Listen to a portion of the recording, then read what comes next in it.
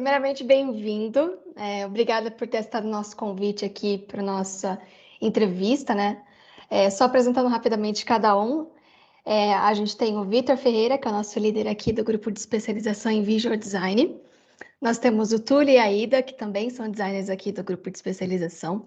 E nós teríamos a Laís e o Caio, porém eles estão de férias, então eles não estão presencialmente aqui, mas estão aqui em presença dos designers do grupo. Eu queria dar uma breve introdução rapidinho, já que a gente está na entrevista, para quem está assistindo aí, pessoal de casa, sobre o que é o CID e o que a gente faz, e também contextualizar sobre o que é a Semana do Design, né? Então, primeiramente, vamos dar um... Prazer, viu, pessoal? Antes de você começar aí. Prazer, Julião. Obrigado pelo convite também, viu? Gil, obrigada eu. E depois eu vou dar uma introdução rápida e aí depois eu vou dar o espaço para o Gil também se apresentar, ele falar um pouquinho dele, do trabalho dele, e aí a gente vai dar o segmento para as perguntas que a gente preparou para a entrevista. Então, primeiramente, gente, vamos falar um pouquinho do CID, né?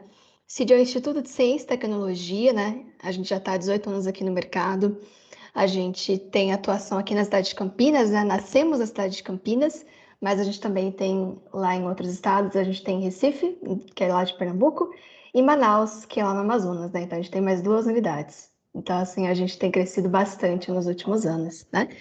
E sobre nossas áreas de atuação, a gente tem atuação em pesquisa, desenvolvimento e inovação. A gente tem um foco muito grande na parte de desenvolvimento de software. A gente também trabalha com projetos para dispositivos móveis e pessoais, inteligência artificial. A gente também trabalha com processamento de linguagem natural.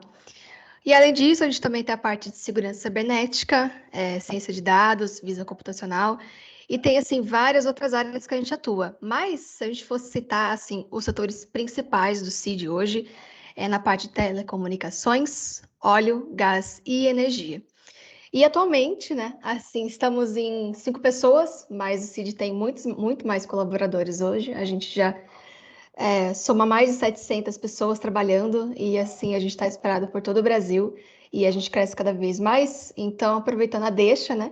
Se alguém tiver interesse em conhecer o CID e quiser trabalhar com a gente, é só entrar no nosso site, sig.org.br e dar uma olhadinha nas nossas vagas e aproveita para conhecer mais da nossa empresa. E como a nossa entrevista ela é focada aqui no evento da Semana do Design, eu vou introduzir rapidinho sobre o que é o evento e como ele surgiu, né? Nosso time de design cresceu muito durante os últimos 2 anos, né? Devido à pandemia de Covid-19, a maioria estava todo mundo em lugares diferentes, atuando de estados diferentes, cidades diferentes.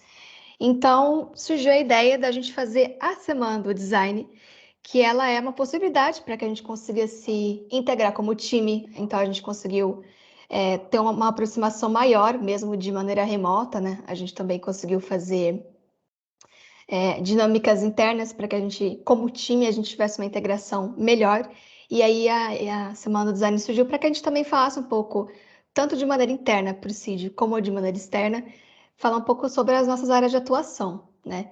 Então, assim, atualmente a gente tem como áreas de atuação e também grupos de estudos e aperfeiçoamento aqui do pessoal do time, UX Research, a gente também tem UX Writing, design de interação e informação, nós, do design visual, e a gente também tem o pessoal da área de 3D. Então, o nosso conteúdo da entrevista vai continuar lá no canal do YouTube, todo mundo vai poder acompanhar na íntegra, né, do início ao fim. E a gente também vai estar fazendo postagem lá na rede social do CID, principalmente pelo Instagram, então aí o pessoal também vai poder estar acompanhando melhor sobre as nossas temáticas para o evento e acompanhar e acessar todo esse material super interessante que a gente está desenvolvendo todo mundo. E aí eu queria dar a palavra para o Gil, para que ele pudesse se apresentar e falar um pouco do trabalho dele, para depois aí a gente partir para a entrevista. Então, Gil, é com você. Mais uma vez, obrigado aí, é um prazer mesmo e uma honra, né? Gostei muito aí do tudo que vocês fazem. Eu trabalhei numa empresa até que era, eu não sei se é tão próximo assim, mas vocês conhecem, né? A CIT. Então, a gente também era uma empresa que produzia bastante software, né? Tinha bastante processo de design também, então foi uma experiência bacana. Bom, eu sou o Gilberto Prado, né? Eu tô no Instagram ali compartilhando conhecimento. Já tem uns 4 anos ou mais até. E aí, com isso, né, foi fui criando aí o meu nome e tal. Mas, assim, acho que o principal que eu tenho criado, né, trabalhado, é a Insane, né, a empresa que eu fundei em 2000 e... já tem um tempinho já, vai fazer quase 6 anos agora. Então, tem o curso também UI Boost, então são 2 filhos aí que eu tô criando aí para o mundo. Hoje a gente está com 19 pessoas, a gente tem ainda bastante espaço para poder crescer, mas a gente tenta crescer sempre bem devagarzinho, mais no estilo mais de estúdio, algo um pouco mais especializado. Hoje também a gente está atendendo nacionalmente, projetos nacionais, projetos internacionais, então, assim, tem bastante demanda e bastante espaço para a gente crescer como empresa. Aí o curso, que já tem mais de 2.000 alunos, vai passar por um reboot também, então agora eu vou trabalhar numa nova versão, uma nova atualização com mais conteúdo mais direcionado. E eu tenho bastante orgulho desse material que tem ajudado muitos profissionais, né, a se formarem, a se especializarem, a entrar no mercado, ou então a evoluir mesmo dentro das empresas, porque o que a gente ensina, o que eu ensino principalmente, né, não é assim, tipo, uma receita de bolo, né, mas é ensinar a pensar mesmo no processo de design, ensinar a importância de cada etapa, a pesquisa, inspirações, wireframe. Então, assim, tem bastante conteúdo ali que eu acho que é fundamental aí para quem quer evoluir, né, como designer. Então, foi um conteúdo bem pensado, bem elaborado, e é isso. A Insane aí tem bastante case aí que a gente pode comentar mais para frente também, então tem bastante assunto para a gente falar aí.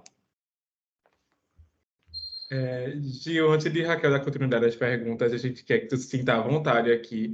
A ideia é a gente fazer um bate-papo, realmente como se fosse uma roda de conversa, assim, então, com as perguntas que a gente preparou. Então, se sinta à vontade, a gente também ficou muito feliz de tu ter aceitado esse convite, né?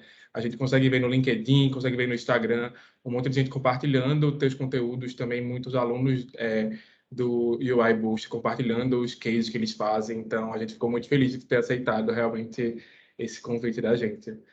Aí, Raquel agora vai dar início às perguntas para a gente bater esse papo descontraído por aqui. Isso aí, como o Túlio disse, hoje eu produzo bastante conteúdo para a internet, inclusive eu sou uma das aulas do curso, então é um curso sim, bem rico em conteúdo, que ensina bastante coisa do mercado, e a gente trouxe o Gil realmente porque ele tem uma boa base, e ele está sendo muito bem reconhecido, então ele é nosso convidado de hoje. Então, para a gente dar um pontapé inicial nas perguntas, Gil, uma coisa que eu queria te perguntar, né? Da sua visão, como é que você enxerga hoje as atividades de um UI designer aqui no cenário do mercado do Brasil, né? E se a gente tem profissionais que são focados mais para um meio generalista ou se eles são mais especialistas, né? E eu também queria te perguntar se você acredita que existe um pouco de restrição de atividades e se isso acaba tendo algum tipo de negligência em alguma etapa de UX design também. Legal, a pergunta é bem polêmica até, né? Então, assim, vou dar um exemplo lá da CIT, né? Como que a gente trabalhava lá. Eu acho que é um dos melhores cenários, assim. Eu trabalhava como UI do lado de um profissional de UX, ou seja, a gente estava, por exemplo, numa dinâmica de design sprint. Então, a gente estava ali iterando, né? Gerando ali todos os entregáveis possíveis. E aí ele entregava para mim, eu já estava já pareado com ele, né? Entregava um wireframe, e aí eu que sou uma pessoa mais especializada no assunto de visual design, né? Em interface, então, eu era a pessoa apropriada para poder evoluir aquele material e trabalhar bem as cores, ilustrações, tipografias, que é a nossa especialidade. Então, assim, acho que acontece, às vezes, de passar algumas atribuições ou de não ter um processo muito bem elaborado, que aí atrapalha um pouquinho as entregas ali do design. Mas eu acredito que o rótulo, né, o título, né, de UI Designer não significa que não tem que se preocupar também com a experiência, não tem que estudar arquitetura de informação, não tem que entender sobre os usuários, né, quem que vai utilizar naquele produto em si. Então, o que eu sempre recomendo, pessoal, beleza, vocês podem estudar, especializar em trabalhar nessa parte de UI, até porque precisa muito, né, desses profissionais, esse entregável, ele acaba ajudando muito a melhorar a usabilidade, a experiência, a trazer mais valor, né, para o projeto. Então, assim, precisa muito desse tipo de estudo. Mas eu sempre falo para quem estuda UI, então vai estudar UX também para ficar mais completo. E aí pode ser que trabalhe como Product Design, pode ser que trabalhe como UX UI, mas eu sou muito a favor do especialista, assim, mas assim, não de cara, assim. Então, passar um pouco por tudo, né, viver um pouco de todas essas experiências, um pouquinho de cada setor, e aí se adaptar melhor na parte de UI design, acho que é bem-vindo. Tá respondido? Bem colocado, Gil. Eu tenho uma perguntinha sobre essa questão que a Raquel fez. Nesse cenário entre especialistas e generalistas, você, por algum momento, na sua jornada profissional, você percebeu, em alguma situação, o trabalho do Y sendo secundarizado pela falta de cronograma, pela falta de tempo dentro do projeto, e por algumas pessoas julgarem isso ser menos importante em determinada etapa em referência ao projeto? Acho que tem dois lados, né? Tem um lado que, tipo assim, que depende muito a parte do visual, e outra parte que deixa realmente isso aí para o final, com o finalzinho do segundo tempo, né? Então, acho que tem que encontrar uma melhor forma, né, de encaixar essa parte, essa etapa também dentro dos produtos, dos processos, né? Eu estava conversando com um amigo meu, ele mostrou a agenda dele, ele trabalha como Product Design. Então, era como se 5% tivesse ali para ele executar mesmo, depois de tudo que ele já tivesse ali pesquisado, inteirado e tal. Então, assim, acaba que ou você vai arrastar componente e aproveitar da biblioteca, né?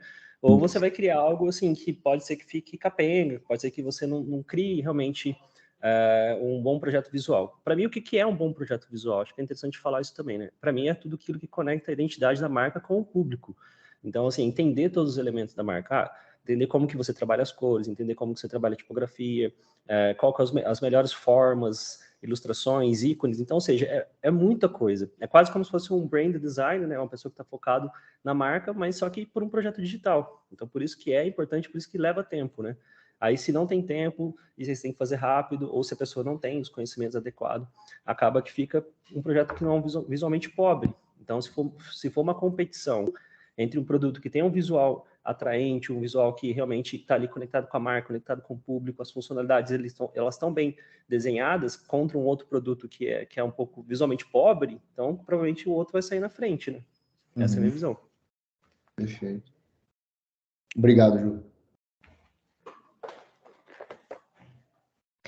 E, Gil, aproveitando que você comentou sobre a questão de tempo, né, da gente precisar ter as habilidades necessárias para que a gente faça um bom resultado, e a gente também tem, às vezes, pode ser uma questão de tempo de projeto, é muito importante a gente também trabalhar muito com consistência, né, para que a gente siga um padrão e a gente não entre numa questão de retrabalho, né, que às vezes pode levar muito mais tempo e às vezes você pode não ter esse tempo, né? Não, com certeza. Se a gente for falar, acho que consistência é um dos critérios aí, né, principais para a parte de visual design. E aí que evolui, né, para o design system, um style guide bem elaborado. Então, um projeto não acaba em uma página, né? Então, às vezes, é múltiplas páginas. Então, assim, é uma coisa básica. E aí, eu acho que a vantagem, assim, eu vim da época do Photoshop, assim, então não tinha essa componentização, não tinha toda essa evolução, esse material que a gente tem hoje. Então, as ferramentas que a gente tem hoje, elas fornecem um recurso muito rico. Então, a gente pode criar nossos styles, né? Tanto de cor quanto de tipografia, a gente pode criar nossa biblioteca de componentes. Então, é isso que vai fazer a gente ganhar mais consistência. Então, se a gente já começa um projeto, e aí ele tem lá essas 30 páginas, 40 páginas, então, e aí a gente vai vendo ali dentro do projeto, não tem aqueles componentes, a pessoa você vai ver, cada hora está usando uma escala de cinza, então isso é uma deficiência, né? Então, é por isso que a gente, às vezes, gasta mais tempo ali no começo, né? Elaborando todo esse material, essa construção, né? Todo esse que a gente vai ser consumido, né? Para depois a gente ganhar agilidade e manter a consistência do nosso projeto. E eu acho que um recurso ainda mais interessante ainda, né, que evolui toda essa parte de componentização, é a interação entre os componentes, né? Então, eu posso evoluir muito ainda essa minha componentização aí dos projetos.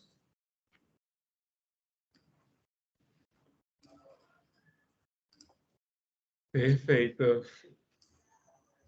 É isso aí, gente. Design não é só telinhas bonitas, né? Nós temos toda uma questão de estrutura por trás que faz, lógico, com que as telas fiquem bonitas, mas a gente precisa de toda uma base para que a gente faça uma boa entrega de trabalho. Aida, você quer fazer um comentário? Eu queria, sim. Então, eu queria perguntar para o Gil se ele acha que o design ele só é consolidado na empresa quando tem especialistas tem um UI, um UX, cada um. Não necessariamente ele é consolidado, né? Mas eu acho que se você tiver especialista, você vai ter uma entrega melhor, né? Mas é por isso que eu acho que ter uma pessoa que já tem mais experiência para ajudar a formar outras pessoas faz bastante diferença nas empresas. Então, você passar, por exemplo, para um profissional que fez um curso de UX ou que tem só uma vivência de UX, que só trabalhou, por exemplo, até a camada de wireframe, então, na hora que você for passar para ele uma parte de visual, vai ter um pouco de problema, né? Por mais que ele já tenha ali aquele background de design, né? De criação, né? Mas ainda assim vai ter bastante dificuldade. Então, assim, não vai entender isso de realmente usar os elementos da marca, ou de conectar os elementos da marca, ou de entender quais são esses elementos, né? Então, a marca, ela dita muito, né, como que vai ficar a nossa interface. Ela vai ser uma interface mais leve, uma interface mais elegante, se é um e-commerce de moda, uma loja, assim, tem todo um perfil, né, que aquela marca, ela tenta transmitir. Então, quando a gente pega um trabalho, a gente tem que analisar muito bem essa parte da marca, né? Então, assim, acho que se tiver uma pessoa que tem mais essa pegada de visual design, vai somar bastante ali nas entregas. E aí, junto, vai evoluindo, crescendo. Mas também nada impede de ser um único profissional também, uma pessoa que faz de ponta a ponta. Eu, por curiosidade, sou formado em ciência e computação. Então, eu trabalhei bastante tempo como desenvolvedor e eu fazia projetos de ponta a ponta. Então, assim, eu acho que não é uma coisa muito, muito legal, muito saudável, mas, assim, me trouxe bastante bagagem, bastante experiência para poder entender até onde eu posso ir ali com o design, né? Que eu sei que depois isso vai ter que virar uma div, eu sei que isso vai ter que virar vou ter que trabalhar com grid, então tem todas essas questões aí. Aí eu estava falando só de componentes, eu vou compartilhar com vocês rapidinho o projeto que eu estou fazendo aqui para o GitHub, mas eu vou mostrar 2 sessões, que eu não posso mostrar. Tá vendo aí? Então, sim, esse é um projeto... Sim. Esse é um projeto que, assim, ele é um pouco desafiador no sentido de design, porque ele tem 4 cores que são primárias, né? Quando a gente vai trabalhar com, tipo assim, um projeto aí, normalmente é uma cor primária, né? Que é aquela cor que tem mais destaque e tal. Esse aqui são 4. Então, assim, esse Hero Banner, ele poderia ter... dentre essas 4 cores, eu poderia escolher qualquer um. Então, o que eu fiz foi fazer um teste com o cliente, né? Para poder chegar nesse resultado aqui. Mas o que eu ia mostrar era a questão dos componentes, né? Então, a gente está evoluindo do nível que a gente consegue já prever também algumas interações, como, por exemplo, o hover, sem muito sacrifício. Então, modalzinho, né? Hover também de botão. Eu posso criar hovers mais interativos com animações. Eu posso criar alguns transitions também. Então, aqui também, né? Então, ou seja, a gente está evoluindo a nível de ferramenta de uma forma muito, muito, muito interessante. Esse é o projeto que eu estou fazendo aqui para o GitHub. Então, acho que GitHub todo mundo conhece, né? E é um desafio bem interessante. Legal, Gil. A segunda pergunta é, falando da área de UI, né, exclusivamente, né? Você acha que o aprendizado que a gente adquire na parte acadêmica, seja através de curso, ou até às vezes em pós-graduação, esse tipo de coisa, né? Sofre menos impacto quando a gente coloca em prática dentro do mercado de trabalho do que em relação a outra área de UX design, UX, por exemplo, talvez UX Writing, ou alguma outra área de UX?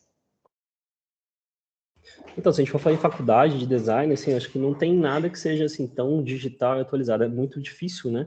A gente acompanhar tudo isso. É por isso que vem os cursos livres, né? Os cursos livres aí de várias outras escolas, além do nosso curso, que eles ficam ali mais direcionados, né? Porque, por exemplo, se a gente for para uma faculdade, a gente vai muito para a parte mais histórica, para a história da tipografia e tudo isso, assim. Não que a gente não precise saber. Eu acho que se tiver a oportunidade de fazer uma faculdade de design, isso vai somar muito. Mas eu estava vendo uma entrevista de um designer que está morando, acho que em Toronto, no Canadá, e ele fez a faculdade de marketing. Então, ele fez 1 ano em marketing e depois especializou mais 1 ano em UX design. E hoje ele trabalha também com a parte de visual design. Então, assim, ele foi estudando a parte de visual, a parte de marketing. Ele falou que o marketing ajudou muito ele nessa parte de UX também. Então, assim, acho que conteúdos e assuntos que são correlacionados, assim, eles podem somar muito nessa nossa entrega, mas uma faculdade mesmo específica que vai te ensinar a trabalhar com a parte digital, acho que ainda não conheço, não. Sim, realmente, assim, parando para pensar, assim, os bacharelados e tudo mais, eles estão bem focados mais na parte da história e tudo mais, como tu está falando, realmente. E são poucos cursos, assim, de especialização, né, Então te ensinam a ser nessa área. professor, né? Então te ensinam Isso. a seguir a carreira acadêmica, né? Tem algumas faculdades aqui que focam muito nessa parte de ensino em vez de realmente de treinar aquele profissional para um mercado especificamente. Mas eu estou vendo que está surgindo aos poucos, né? Tipo, ainda está engatinhando isso, mas alguns outros cursos Uhum. de especialização voltados para essa área, realmente, mas Sim, acho que esses aqui cursos são mais bem rápidos, né, são mais Uhum. direcionados. Eu acho que, por exemplo, cursos que ensinam, por exemplo, direção de arte, cursos que ensinam a parte de branding, então tudo isso vai somando para a gente melhorar a nossa entrega também de design, né? E aí é lógico, fazer também cursos relacionados à parte de UX, arquitetura de formação, então tem muitas tá vendo que são micro áreas ou áreas grandes, né? Então não tem uma faculdade que ensina tudo isso ainda. Eu acho que o pessoal do UX Unicorn estão lançando um MBA também, que deve ter algum assunto assim, algum módulo focado também em visual design, mas a maioria acho que deve ser a parte de pesquisa. Isso. E é muito assunto, né? Então, o curso, por exemplo, a gente tem lá quase 100, mais de 100 aulas, eu acho até. Então, quando a gente vai falar de cor, quando a gente vai falar de tipografia, quando a gente vai falar de grid, é muita coisa. Então, se for pesquisar livros desses assuntos, ou posts lá no Medium também, né? Você vai se aprofundando e vai afunilando, vai, tipo, vendo mais e mais conteúdo. Então, é muita informação, assim. Então tá um pouquinho espalhado. A gente tem que, talvez no futuro, talvez ter uma opção aí de uma faculdade, algum curso aí mais direcionado. É verdade, eu queria aproveitar o gancho, né, que o Gil também comentou sobre livros, eu estava lembrando, né, Gil, eu acompanho você, além das aulas do curso, também acompanho você nas redes sociais, eu vi você lendo um livro, se eu não me engano, era da O'Reilly, daquela coleção que fala sobre... Isso, exatamente, essa daí, se eu não me engano, era algum deles... certo, tem esse design de interfaces, né, e também tinha um outro, eu até comprei esse para mim, né, que é focado em como articular decisões de design, né? Isso linka muito com o que você comentou, né? Que como um ótimo design fará as pessoas amarem sua empresa também. Que no caso focando um pouquinho mais em business, né? Mas esse aqui realmente é um livro muito, muito bom, que ele passa por quase que componente por componente. E eu tô lendo esse aqui também, que é mais focado em liderança. Então, eu tô fazendo errado, né? Lendo 3 ao mesmo tempo. Né? Mas eu gosto bastante dos livros também que falam sobre cor, falam sobre tipografia, tem bastante. Sim, né? E além dessa coleção, né, que você acabou de mostrar, que fala sobre essa questão de design de interface, né, tem livros dessa mesma coleção, né, que é da ilustração do Patinho, que falam sobre o UX, né? Então, além de você ser um especialista em UI, você também estuda assuntos que são focados em UX, né? E isso entra na minha próxima pergunta, né? Gil, assim, qual que é a sua visão, sua percepção de questão de relevância e sobre a importância das atividades de UI dentro do projeto, se a gente comparar com a atuação de UX design nos projetos?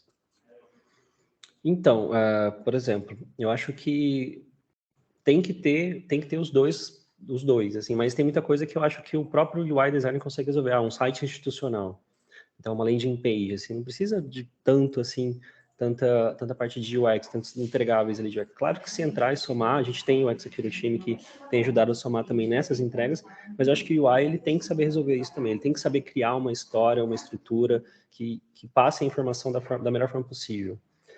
Mas aí quando a gente está falando aqui, por exemplo, na Insane, quando a gente está criando um aplicativo para fintech, por exemplo. Então tem que ajudar o cliente a descobrir qual que é a estrutura adequada para atender o seu público. Então, assim, então, ali é impossível a gente colocar só a pessoa que é focada em visual para poder resolver.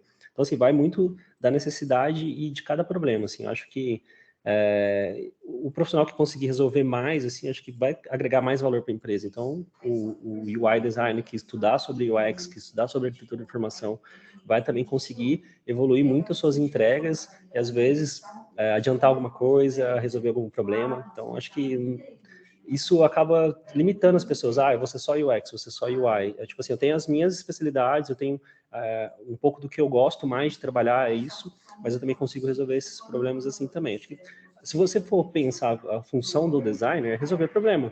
Então, resolver problema da melhor forma possível.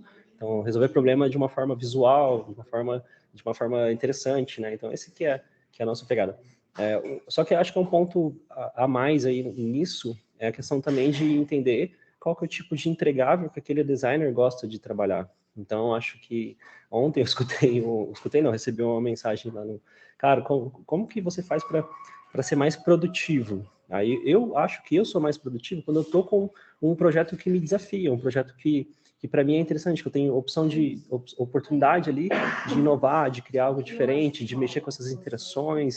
Então ali eu consigo ser extremamente produtivo, focado, para poder executar e entregar o melhor resultado possível. Então, assim, se passar às vezes muita coisa para aquele designer que ele não gosta de fazer, então assim, eu não gosto de fazer teste com o usuário, eu não gosto de fazer wireframe, eu não gosto de fazer tal coisa, mas eu gosto de fazer isso e faço muito bem feito. Então, tem essas questões também que tem que tomar um pouquinho de cuidado.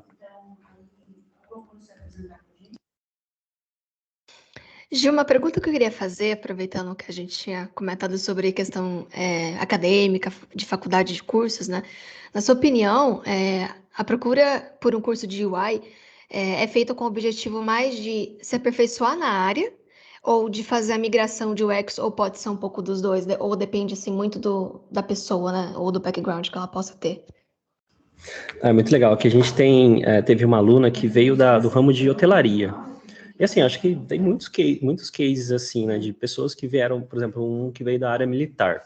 Então, assim, um curso livre, um curso que vamos dizer, que é rápido, que é, sei lá, 80 horas, né, perto de uma faculdade que é muito, muito mais, né. Então, um curso livre, um curso rápido desse, de 80 horas, faz com que uma pessoa que é de outra área consiga migrar. Por quê?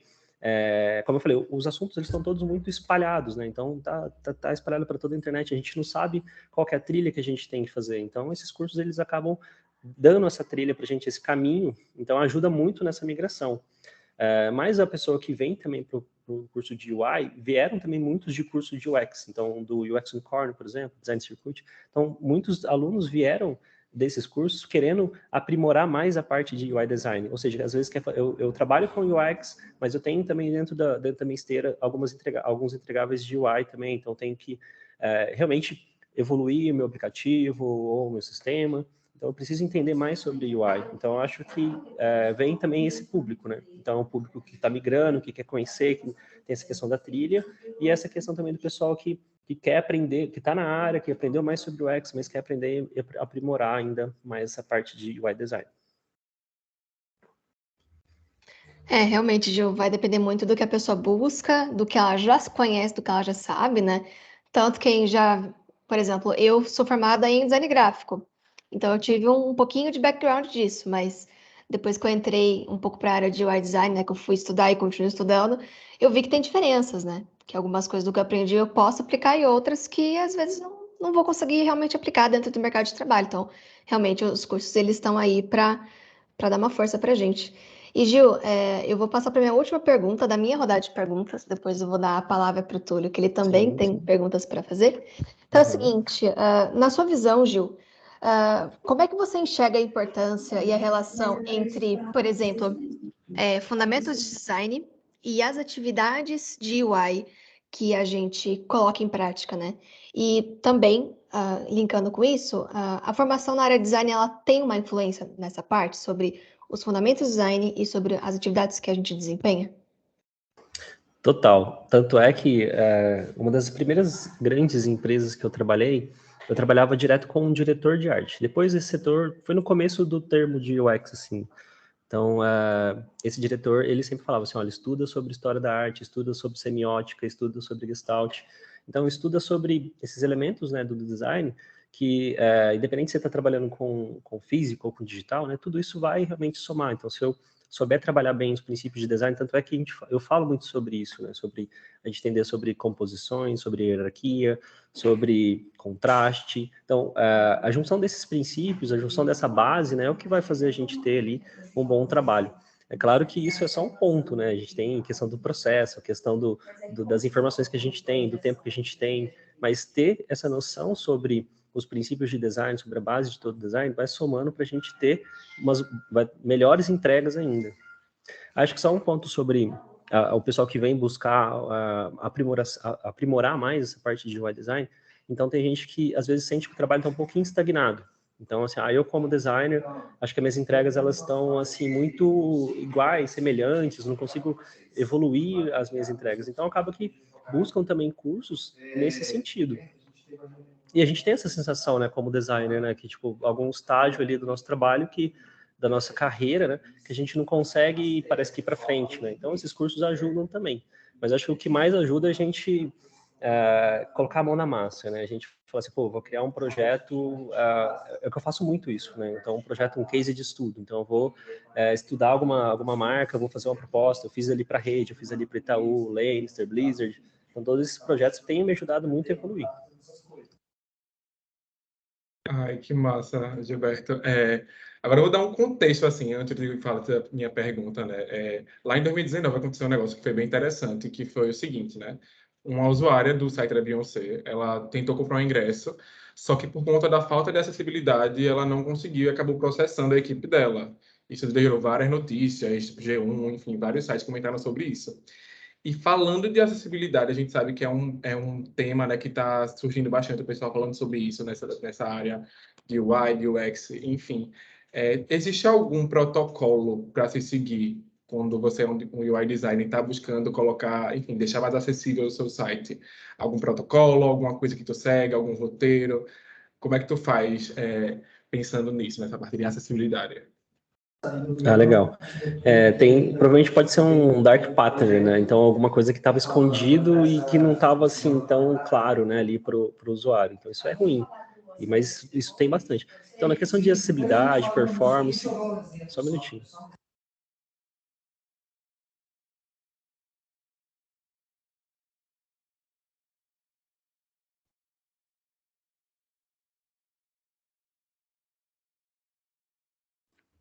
Desculpa, que o pessoal está empolgado ali. Relaxa, tranquilo. Então, essa parte de acessibilidade, performance, então, ela está muito relacionada também ao código, né? Então, não adianta a gente fazer um design todo interessante, né? Se a parte do código também não tem essa preocupação com acessibilidade. É algo que a gente tem estudado para a gente melhorar toda a nossa entrega, mas, assim, a princípio a gente trabalha com o básico de acessibilidade, que é a questão de contraste, o tamanho ideal ali da parte de texto, e aí entra também alguns plugins de acessibilidade que ajuda a transcrever o site e tudo mais. Mas é algo que a gente tem evoluído, e por sorte agora a gente está chegando, né, o material do Marcelo Salles, aí o curso do Access Bush, tem muita aula, eu acho que no total vai ter, né, quase 300 aulas aí. Ele acabou de subir um módulo focando em visual design também. Então, é um assunto que ele é tão denso quanto a parte de visual. Então, a gente tem que se dedicar também a estudar para a gente estar melhorando nossas entregas. Então, percebam que a pessoa que é focada em UI design também, né, vai ter que estudar sobre acessibilidade, sobre arquitetura de informação, sobre UX, sobre front-end também, se der. Então, é uma área que eu acho que a gente não pode, tipo assim, sobrecarregar o profissional. Você vai ficar focado também na pesquisa, vai ficar focado também ali na parte dos testes. Então, assim, eu acho que fazer par, como eu fiz ali na CT, acho que foi uma experiência muito boa. Então, tinha uma pessoa ali que tinha mais bagagem, né, nessa parte de testes e tudo mais, de criar os roteiros, de consolidar isso depois também. E eu estava mais ali para poder dar o suporte na parte de design. Para mim, foi um casamento muito, muito bom. Vitor? Eu tenho um gancho a essa pergunta que a Raquel fez, Gilberto. Então, aquela premissa que a gente costuma ouvir, ou pelo menos já ouviu algumas vezes, de que tornar um produto digital acessível é a mesma coisa que torná-lo feio. O que você tem a dizer sobre isso? Faz sentido, não faz? Existem hoje outras maneiras de a gente contornar, adequar questões de acessibilidade sem perder a pegada da estética dentro dos nossos produtos?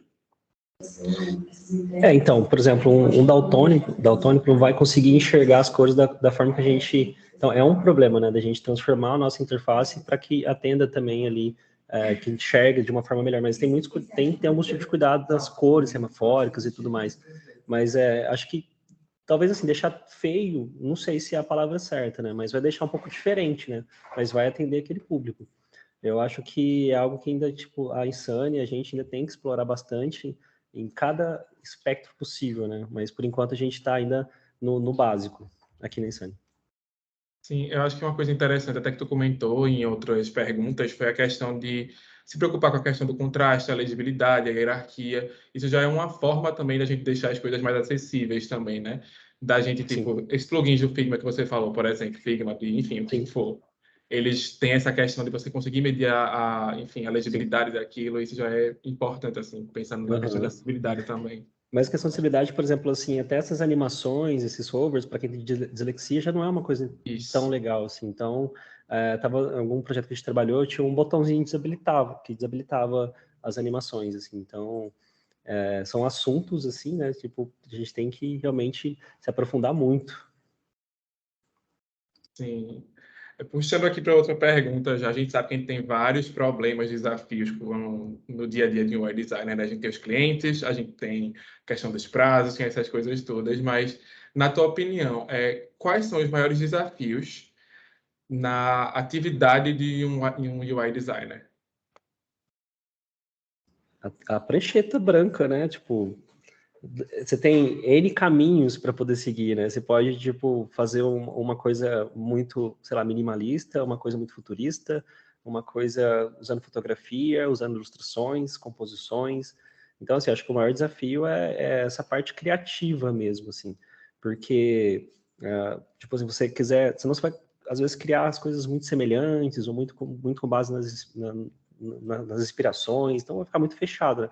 Agora, quando você quer criar algo novo, algo diferente, então aí tem essa dificuldade mesmo da criatividade. Então é algo que a gente tem que ir estimulando, tem que ir trabalhando, entendendo a marca. Aí tem alguns macetezinhos, né, para a gente ser mais criativo. Então, nessa primeira grande empresa que eu trabalhei com esse diretor de arte, ele falava que 60% era inspiração. Então, a gente tem que dividir o nosso tempo. Hoje, por exemplo, eu estou dedicado a criar alguns templates aqui para a Insane. Então, hoje e amanhã eu estou focado em destravar minha criatividade, de rabiscar algumas coisas na mão. Eu estou sem... Acho que tem alguns papéis ali. Mas é isso, eu fico rabiscando, sabe? Tipo, sessões diferentes, composições diferentes, para poder destravar essa minha criatividade. Então, acho que o maior desafio do UI designer não é questão das demandas ou dos prazos. É claro que isso conta bastante, né? Mas eu acho que é a criatividade mesmo, a gente conseguir inovar, a gente conseguir criar algo diferente, algo que realmente conecta com o nosso público, conecta a identidade da marca. Então, isso que eu acho que é a parte mais complicada. Agora, assim, a nível de empresa, né, a nossa maior dificuldade são os próprios clientes, né? A questão deles têm, assim, por exemplo, olha, você tem até amanhã para você validar essa nossa entrega. Aí passa 2, 3 dias, aí o cronograma vai sendo comido. Então, assim, dificuldade mais de business mesmo, assim. E também a parte de receber os assets, de validar o conteúdo. Então, toda essa interação com o cliente, se o cliente não tiver realmente dedicado para o projeto, acaba que atrapalha um pouco. A gente tem também um outro problema, é mais focado a nível de empresa, mas ele está relacionado a design também.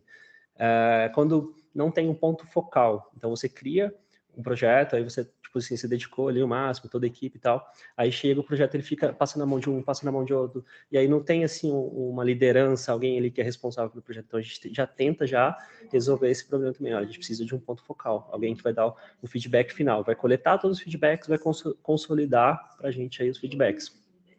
Porque às vezes o design não vai acertar de primeira, né? Então, por mais que a gente tenha que ter um bom entendimento do briefing, das informações que a gente vai trabalhar, mas pode ser que a gente ainda não acerte da forma que o cliente quer. Às vezes o cliente ele quer de um jeito muito específico. Então, às vezes descobrir essa forma assim acaba sendo um pouquinho complicado. Mas o que ajuda muito, a resposta ficando um pouco longa, mas é porque traz todo o contexto. O que ajuda muito a gente ter uma entrega bacana é o nosso processo também. Então, assim, é lógico que a gente está falando sobre criatividade, sobre várias coisas, mas tem um processo bem desenhado, um processo que você realmente segue, que você desenha o wireframe, que você desenha no papel, que você busca as inspirações. Então, isso vai ajudando também a gente destravar ali, a gente conseguir fazer boas entregas. Então, quando a gente entrega um wireframe para o cliente, ele já consegue enxergar a estrutura do site, ele sabe que ali vai ter uma ilustração, ele sabe que ali vai ter a parte ali dos vídeos, não sei do que. Então, assim, a gente já entrega o wireframe para resolver essa parte. Depois a gente vai só preocupar mais com a camada mais visual mesmo. Então, trabalhar as cores, composições e tudo mais. Sim, acho que a questão também de processo, né, e o diálogo com o cliente, né? Acho que não adianta a gente só seguir o processo direitinho e a gente não ter essa mão dupla, né? Tipo, tá falando com o cliente, tá tipo sempre alinhado e resolver essas questões. Realmente faz muito sentido isso. Sim. A gente sempre vai se aprimorando, assim, tipo, em estudo, a gente vai botando as coisas na prática, quando a gente pensa, quando a gente está, enfim, atuando nessa área de UI. Tu acha que existe alguma outra ação que a gente tome para se tornar um profissional melhor nessa área? Peraí, só vou compartilhar aqui um wireframe para vocês terem uma ideia do que eu estou falando, que eu acho que fica mais ilustrativo, né? Mostrar um pouquinho. Fica ótimo. Então, aqui então pegou algumas isometrias aqui só para poder compor. Essa aqui não é a ilustração final, Depois eu vou pegar aqui também o final, só para a gente ver aqui. Mas só para vocês verem que a gente tem essa entrega que ela já resolve muita coisa, né? Então, tá vendo que ela resolve toda a parte aqui já da diagramação, né? Da parte do conteúdo em si, da estrutura. Então, o cliente tem uma boa ideia de como vai ser o projeto dele, a partir dessa entrega. E aí, o que acontece, a maioria dos projetos, empresas, fala assim, não, já começa direto na cor, a gente já sabe mais ou menos a estrutura que a gente quer. E aí gera muito retrabalho. Então, você desmontar, tipo, aquela sessão você demorou 2, 3 horas para encontrar a imagem, a ilustração, ou para desenhar os ícones, não era aquilo que não era necessário. Então, essa parte, ela acaba sendo pulada por muitas empresas, mas acaba prejudicando muito aí a entrega. Acabou mudando um pouquinho a estrutura aqui, mas já resolve, né? Já resolveu aqui, de forma bem legal. Ficou bem próximo até, né? Algumas coisas. Muito massa. Só para vocês verem um pouquinho da entrega. Aí eu perdi a pergunta lá. Não, tranquilo, eu repasso ela, não tem problema não. Ficou muito massa, que eu acho o resultado depois disso tudo. A outra pergunta era, falando nessa questão de estar estudando, estar botando tudo na prática, se tu acha que existe outra ação que a pessoa pode fazer para ela ir aprimorando essas habilidades dela de UI. O que é que tu acha? Bom, o primeiro ponto é a ansiedade, né? Então, assim, controlar um pouco a ansiedade, porque não vai ser de um dia para o outro, de um mês para o outro, né, que a gente vai se tornar um bom designer, né? Então, eu acredito que a soma de várias experiências, de vários projetos, realmente daquela vontade de evoluir como designer. Então, eu acho que eu tive isso desde que eu comecei trabalhando em gráfica, muito antigamente. Eu lembro que eu trabalhava com Corel, e aí eu via que o pessoal já estava começando a trabalhar com Photoshop, fazer algumas composições. Então, eu me senti motivado a evoluir o meu trabalho ali nisso. Então, assim, estou falando de ferramenta, mas estou falando de entregas também. Então, eu acho que o designer, ele tem que ter essa paciência, né, de saber que vai ter que percorrer um caminho, vai ter que fazer bastante curso, vai ter que fazer bastante entrega. Então, esse é um ponto, né, controlar essa ansiedade e ter essa vontade, né, de crescer como designer, de querer melhorar as entregas. Mas acho que o que todo mundo fala, que é até batido, mas é o que faz mais sentido, é a prática, né? Então, às vezes a gente está tão, assim, no automático, né, fazendo só os trabalhos da empresa, e a gente chega em casa, a gente não estuda, a gente não... Aí fica difícil, o nosso processo de evolução fica muito lento, né? Agora, quando a gente fala assim, nossa, agora eu vou fazer um projeto, um case de estudo aqui, tem aqui um que é bem legal, vou até mostrar para vocês de 2 alunos. Deixa eu ver aqui. Não sei se eu vou achar. Mas que eles fizeram um trabalho de estudo muito, muito, muito bom mesmo. Então, assim, mesmo sendo um trabalho de estudo, você tem a oportunidade de criar algo muito bom e algo que vai, às vezes, destravar a sua criatividade, vai fazer você evoluir. Eu acho que eu consigo achar aqui no Behance. Espera aí, só um minutinho. Então, acho que esse é um ponto importantíssimo, né? Deixa eu só pegar aqui que eu já mostro para vocês. Tranquilo, Gilberto. Uma coisa que tu estava falando também na pergunta anterior foi da questão de criatividade. Tu acha que também olhar a referência já é uma ação boa para tipo, um UI designer ir fazendo no dia a dia? Tipo, tá buscando sempre referências, buscando outros trabalhos para realmente ir saindo da caixa, né? Esse que é o trabalho que eu estava falando. O pessoal aqui, eu acho que eles... É um case de estudo, assim. Então, para mim, eles foram muito, muito além, assim. Muito massa. Ficou muito bom. É aluno do curso. Então, a questão das inspirações, até na última palestra que eu dei para o pessoal da Mori, da Mori Educação, e é assim, é um assunto bem, bem extenso, né? Mas, em resumo, tipo, sim, vai somar muito com a sua entrega. A gente só tem que tomar cuidado para que a inspiração não vire uma cópia. Então, isso eu acho que é uma preocupação que a gente tem que ter, que o designer não pode deixar isso, tipo assim, não, isso ninguém vai perceber, não, calma. Se inspirar, mas só que você está criando algo que tem que ser conectado com a identidade da marca. Então, de novo, voltei a falar sobre a marca. Mas aquele elemento, aquela forma, ela faz sentido com aquele projeto, mas faz sentido com o seu.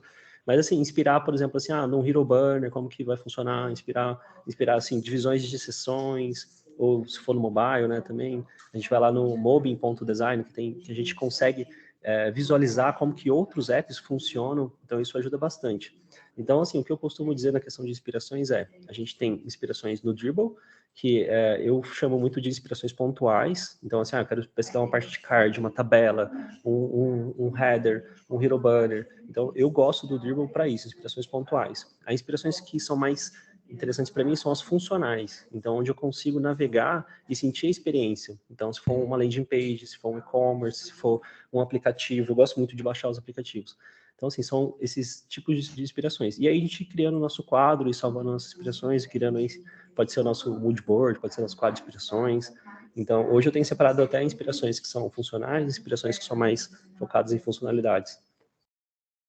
Ai, massa, massa. Tu mostrou um projeto agora, eu lembrei um pouquinho de alguns projetos que o pessoal acaba fazendo, alguns redesigners, né? A gente vê muito redesign atualmente, tanto do pessoal fazendo realmente casos de estudo, né? Quanto as próprias empresas também, assim, o Nubank fez um redesign faz um tempo, eu acho. Eu acho que o Banco Inter fez um recentemente na área de cartões dele. Enfim, pegando esse gancho assim de redesign especificamente, na tua opinião, todo redesign precisa de um motivo, precisa de um problema para ele ser feito?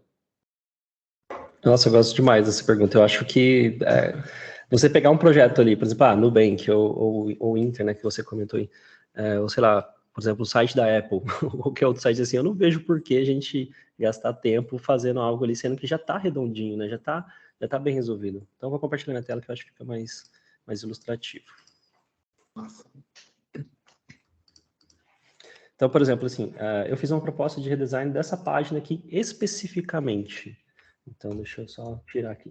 Por quê? Eu encontrei nessa página, para mim, na minha visão como designer, algumas melhorias. Por exemplo, a gente tem um vácuo aqui muito grande. Não tem por que eu tenho 2 menus, né? Então, é lógico que eu não entendo todo o contexto do projeto, né? Mas perceba que a gente já pode fazer uma junção aqui desses elementos, né? Transformar isso num único menu. Por quê? Quando a gente tem uma altura muito grande do header, monitor pequeno, acaba consumindo muito aquela parte que chama above the fold, então a parte que corta ali, então a gente tem 670 pixels, 650 pixels, então isso acaba prejudicando.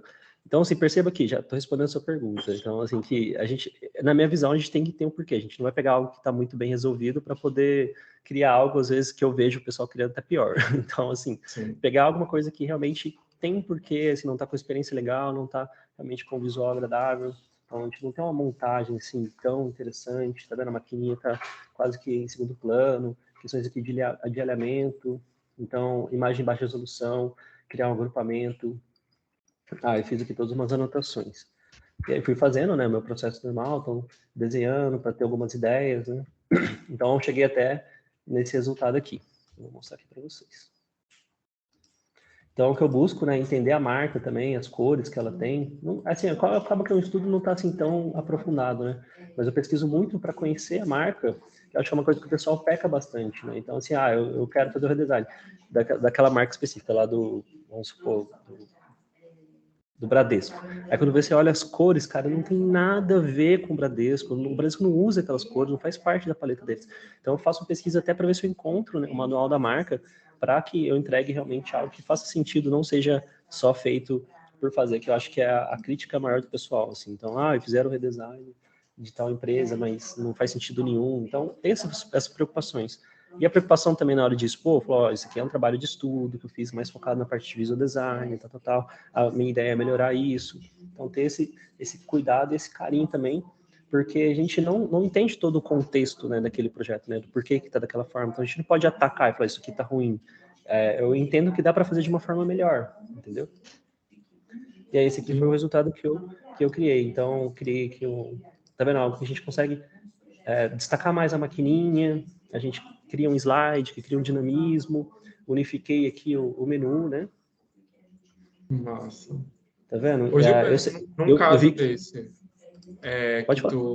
tu fez um redesign de um site que já existe, e como é que tu chegaria, por exemplo, num cliente, chegaria com essa proposta de redesign, essa proposta para tu argumentar o porquê tu fez esse redesign? Como é que tu argumentaria, tu defenderia esse teu projeto de redesign? Não, se chega um cliente para fazer um projeto com a gente, assim, que ele quer fazer um redesign do site dele, nem tem discussão. Fala assim, olha, eu preciso fazer um redesign do meu site. Pronto, acabou. Então, a gente começa um projeto do zero. Então, a gente começa pelo conteúdo, revisando o wireframe, depois a gente passa pelo design até a entrega final. Então, é difícil, assim, falar assim, olha, você acha que meu site precisa de um redesign? Faz uma análise? Não. Esse aqui é mais a nível de estudo mesmo, né? Então, a gente fez um estudo, uma interpretação do que eu acho que poderia ser melhor para chegar nesse resultado. Então, como eu falei, né, a junção aqui do menu, a questão aqui da gente ter imagens mais atraentes, mais realmente interessante, essa questão de criar um movimento, interações, até realmente no resultado final aqui. Mas pensando num caso de que, por exemplo, tu tivesse que, tipo, vir com essa demanda de, tipo, fazer o redesign, assim, tipo, tu que tivesse, tipo, não, essa funcionalidade daqui não está funcionando de tal forma, como é que tu iria argumentar?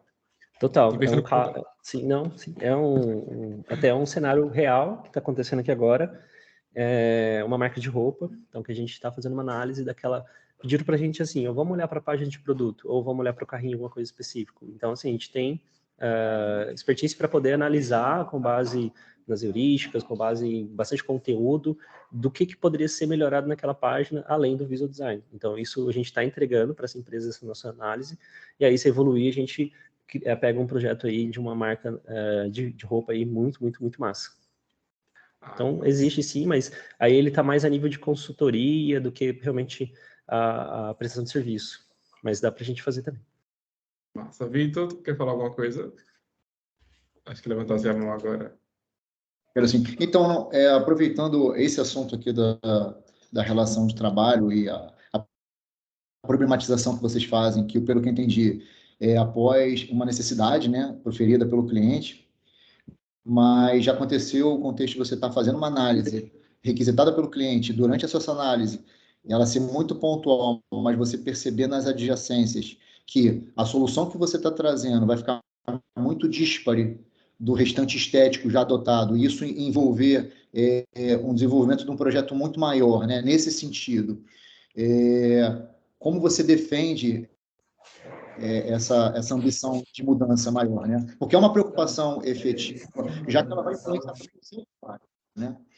A sua solução, ela vai ficar destacada, obviamente, e as pessoas, o cliente, os usuários vão se questionar, mas por quê? Então, por exemplo, você deu o exemplo, o carrinho de compras. Vamos supor que você haja somente no carrinho de compras e o restante do site, da jornada, não passe por esse trabalho, né, de redesign. Como é que você avalia isso e as preocupações que você tem? Como é que você coloca isso em termos formais, né, para um cliente passando essa preocupação? Existe um documento? Como é que você faz essa abordagem junto ao seu cliente? Bem legal. Então, a gente estava agora em contato com uma marca que vende roupas para bebês, né? Então, bem famoso, tem todos os shoppings e tal. E aí eles não fazem 7 anos que eles não atualizam o site deles e foi feito por desenvolvedores. Então é um projeto que, infelizmente, a gente tem que derrubar tudo e fazer de novo, né? E pensando em arquitetura de informação, pensando em usabilidade, pensando em estética, em visual. Então, assim, é algo que a gente não tem muito argumento. Assim, a gente pode até pegar por módulos e realmente criar esse Frankenstein, né? Uma parte tá legal, outra parte não. Mas um projeto desse, o argumento vamos fazer tudo do zero. Agora, um projeto que ele já tem, assim, uma eficiência legal, ele já tem, assim, um resultado bacana, a gente vai melhorando como se fosse aos poucos, né? Então, tem hora que a gente está, por exemplo, lá no Mercado Livre, né? E aí, depois a gente entra outra semana, já tem ali algumas features novas, algumas atualizações, eles não mudam tudo de uma vez para o usuário também não sentir. Mas, assim, vai muito da conversa. A gente pegou um projeto agora com um grande e-commerce do varejo, mas acho que ele é mais conhecido em Minas Gerais, que... não posso falar não. E aí aconteceu o quê? Eles tinham esse projeto de redesign porque eles passaram por um rebrand também e aí eles fizeram com uma outra empresa, só que trouxeram para a gente fazer uma consultoria para dizer, olha, isso não está legal, isso está bacana, isso pode melhorar. Mas aí chegou um ponto que ficou inviável a gente ficar apontando, né, melhorias. Eu peguei e criei uma nova versão do que eu achava que era interessante. E aí, para não ficar diferente de todas as outras páginas, a gente pegou o projeto inteiro agora. Então a gente está fazendo todo o projeto. E muito, muito bacana. Assim, eu tô louco para disparar ele para vocês aí também, que tem bastante orgulho dele. E assim, começou com uma consultoria, com uma análise, né, do que poderia ser melhorado, e a gente passa esses feedbacks, passa por algum documento, então a gente passa pode ser feito no Figma mesmo, a gente faz os apontamentos ali. Então, assim, pode ser passado de N formas, Mas, assim, chegou a um ponto que ficou mais interessante a empresa fazer com a gente, tipo assim, desistir de fazer com essa outra empresa, do que realmente ficar insistindo ali com eles ali também. Ai, massa, Gilberto. Eu vou pular aqui, né, para a gente fazer a nossa última pergunta, né? Te agradeço novamente pelo tempo e pelo convite que tu aceitou, né, e tudo mais. Para tu, a gente queria saber um pouco quais seriam os atributos, na tua opinião, para você ser um bom UI designer?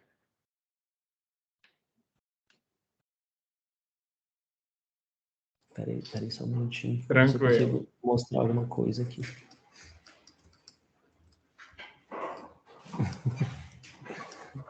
Aqui só um pouquinho do que a gente fez de análise aqui do projeto, só para vocês verem.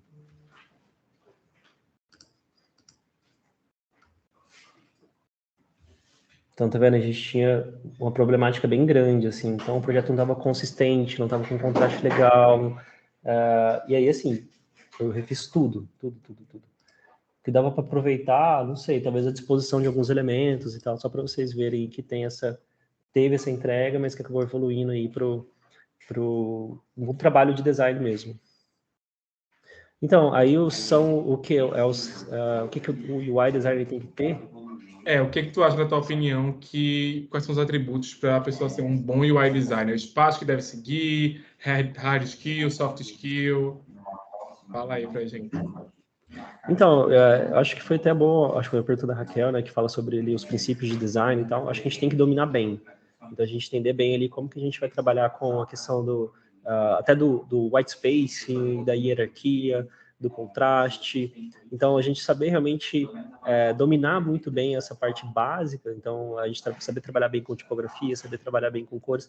Então, assim, a hora que você tiver ali tranquilo com isso, então quer dizer que você está assim, evoluindo bem. Então, aí, se não, você tem que continuar estudando, continuar evoluindo. Não sei se seria hard ou soft skills, né? Mas aí seria mais essas partes aí que eu chamo até de elementos, né, do design, que eu acho que a gente tem que dominar muito bem, não pode negligenciar, né? E aí, fora isso, a gente tem que, para ser UI design, a gente tem um processo criativo e um processo estruturado. Então, o processo criativo meu envolve a parte de inspirações, a parte de rabiscos, a parte de testar, de destruir, de continuar tentando e buscando. Às vezes eu tipo assim, não tem assim, eu pesquiso inspiração e parei. Não, eu pesquiso inspiração, executo, e aí eu travo, e aí eu volto, pesquiso mais inspiração, ou então eu desmonto. Então, assim, você tem que ter também, né, um processo criativo ali que seja interessante e evolutivo. Então, o seu processo pode ser diferente do meu. Eu gosto de trabalhar escutando música, isso facilita para mim. Eu gosto de trabalhar bem focado, lugar silencioso. Então, tem tudo isso, né, que ajuda o nosso processo aí criativo. Então, acho que um resumo é a gente entender bem a base do design, a gente evoluir o nosso processo criativo, entender como que funciona um processo estruturado, que é a parte ali de wireframe, a parte de KVs, ou a parte de realmente do UI, a parte realmente do mobile, do handoff. Então, são coisas aí que a gente tem que entender bastante e entender todo esse nosso universo, né? Seja a parte de UX, a parte de textura de informação, a parte de front-end, tudo isso vai fazendo com que a gente evolua. É assustador até um pouco, né? A gente pensar, nossa, quanta informação, né? Mas a gente não precisa consumir tudo de uma vez, né? A gente pode realmente focando numa parte, evoluindo e sentindo. E eu acho que vai ajudar bastante também a evoluir essa questão também da prática, né? Então, acho que identificar algum problema, criar alguma solução, isso ajuda bastante. Ensinar outras pessoas também me ajudou a evoluir do nível absurdo também. Achei ótimo essa tua resposta agora. Uma coisa que eu achei também interessante assim, na tua fala durante toda a conversa foi a questão de tu estar comentando que em certos projetos tu teve contato de um desenvolvedor, tu, enfim, teve contato com o pessoal que sabia um pouco mais de acessibilidade. Enfim, acho que esses contatos com diferentes áreas para você ir aprendendo a como melhorar o seu trabalho, acho que acaba sendo bem importante, né, no dia a dia de um UI designer. Eu acho que no dia a dia de um designer no geral, né? Você ter contato com acho que só lembrar que aquilo, né, que nossa função é resolver problemas, né, então acho que acaba tendo às vezes muito mimimi, isso aqui eu não faço, isso aqui eu não sei. Então, assim, aqui na Insane a gente fala assim, você tem que saber fazer um site, um aplicativo, dashboard, Então, não só fazer sites, não só fazer aplicativos, né? Você está aqui para resolver um problema. Por isso que existe a metodologia, por isso que existe um processo, né? Então, por isso que existe o wireframe, por isso que existe a parte de criar um key visual. Então, tudo isso faz sentido para que a gente chegue no nosso objetivo, que é resolver o problema, né? Foi ótimo. Valeu, Gilberto, pelas tuas respostas. A gente vai colocar tuas redes sociais na descrição do vídeo, mas se tu quiser aqui falar, dar tua última palavra, a gente deixa aberto aqui para tu. Eu acho que me acompanhar lá acho que é interessante, porque eu acho que eu sou uma das pessoas que está mais ativas na nossa comunidade, postando o dia a dia, né, como designer, como empreendedor. Eu tenho esse desafio aí que é um pouco diferente, né, da maioria das pessoas, que é estar à frente de uma empresa. Então, eu tenho que aprender muito sobre gestão de pessoas, gestão de uma empresa. Mas, assim, até adiantando, falando um pouquinho sobre isso, o que tem me ajudado são formar as lideranças. Então, aí, quem tiver também criando uma empresa, né, já tiver um pouquinho mais avançado aí, formar as lideranças ajuda muito você como CEO, né, você como pessoa que está à frente da empresa, porque as lideranças que vão ajudar a formar o time e, assim, consequentemente, fazer ali as melhores entregas possíveis. Então, é isso, me acompanha que tem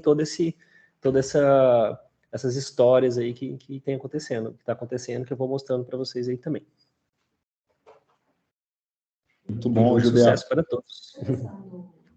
Mais uma vez, em nome de todo o time, agradeço aí a sua disponibilidade. É muito bom conhecer um pouco aí do seu trabalho, da sua jornada. Obrigado aí por dividir isso conosco, tá? Eu que agradeço, gente. Então, desejo todo mundo muito sucesso.